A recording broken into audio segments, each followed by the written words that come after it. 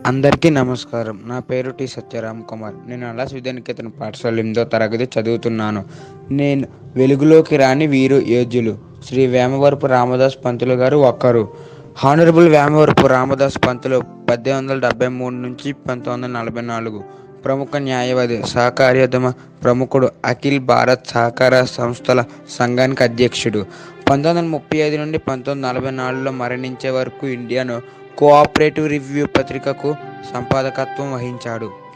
వేమవరపు రామదాస్ పంతులు వేమవరపు రామదాస్ కృష్ణా జిల్లాలోని వేమవరంలో 1873 అక్టోబర్ నెలలో జన్మించాడు.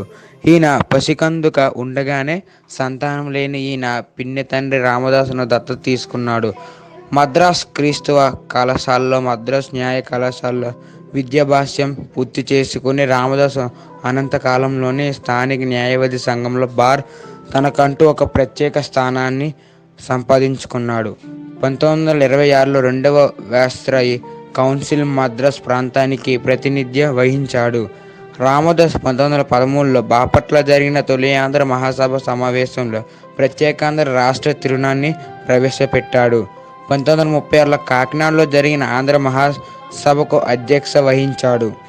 రామదాసు రాష్ట్ర సహకార సంఘానికి అధ్యక్షునిగాను, అఖిల్ భారత్ సహకార ప్రతిపదాధిపతిగాను ఉన్నాడు. ధన్యవాదములు.